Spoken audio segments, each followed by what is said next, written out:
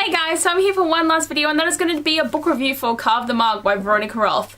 This book terrified me going into because of all the controversy surrounding it, so I kind of feel really weird about reviewing it because it's just like, I have to, because I review all my anticipated reads just so that I can look and see what books that I really enjoyed because I anticipated them and then ones that I didn't as much and I thought I would, so it's kind of an interesting way to do it. There is a lot of shit surrounding this book. This is going to be a spoiler-free review that I'm not going to make really too long because it's so much effort talking about this book with what happens and everything, and it's just so bad. Like, I mean, I hate the controversy of just the way that people are like oppressed in this book, and it's really like, for me, I don't think it was intentional what she went to do, but how things are in our days and how things were before and years ago and like in history about how people get oppressed and get slaved and get hurt. It's kind of really hard to read, just knowing that it's like they've got this sci-fi world that has this history in it that's really, really shit.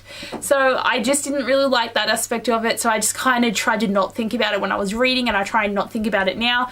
And the other issue that I see is this cover can be very triggering for someone who has cut themselves. Like, you can see, right, like this is the thing they do in this, like, because there's the brutal colony in this book, that what they do is when they kill someone, they cut a line that becomes a scar on their arm so they can show everyone how many people they've killed, and it just, I think, can be very triggering for people. Like, for me, I've never done it, and it's something really sad for people who do, and I feel so bad for them, and seeing and hearing stories about it makes me really sad. So the idea that they've released this cover that can be so triggering for someone and hurt them and upset them is just so shit. Like, seriously, I hate this cover so much for that reason.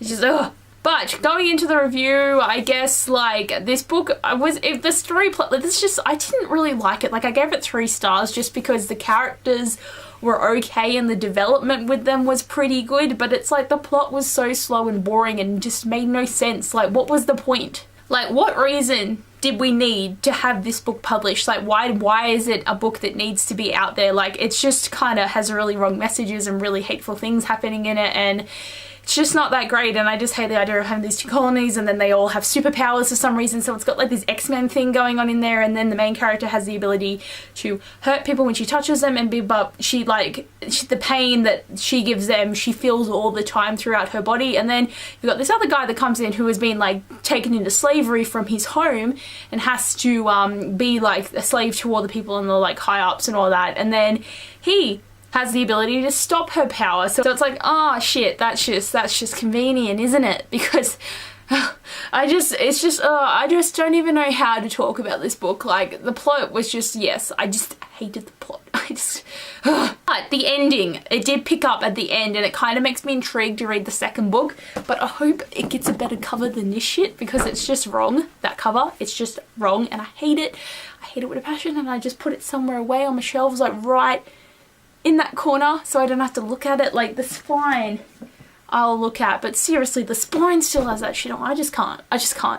Thinking about characters now, like, I really have not described the plot for you. This is a really bad like review. It's not even a review, it's just some babbles of me talking about how bad this book is and how much I really didn't like it. But I gave it an average rating because the characters sort of drew me in, and the kind of characters that I do like. So something though is, like, with Divergent, like, because Veronica Roth is the same author if you didn't already know, but with Divergent, if you got Triss coming in here and she doesn't know how to do anything, and 4 is the really cool guy that can like kick power and butt and, you know, all that shit. But then you've just flipped it in this book, so you've got the girl who is kick butt, and then you got this skinny runt comes in and he has no idea what he's doing. So it's just like, why? Just swap your, like, you got this great, Divergent is a great series, and to have this shit get published from her afterwards, it's just like, she should have just stopped. Like, she really would have made enough money from the Divergent sales because it is a very popular series. But yes, just talking about Syra for a minute, I liked her, and I liked her battle that she had, and for the fact that she was so strong from having to feel this pain every moment of her life. But I do think it was a bit strange that she kind of, like,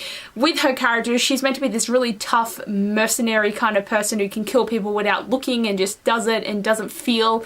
And she meets Asko, I think that's how you say his name, and suddenly she's just running around throwing daisies and flowers and running in dresses and having parties and falling in love, and I'm just like, meant to be this badass bitch who just kills everyone, and then you meet one guy and you completely change. Like, that is not a good message to show people. It's not a good message.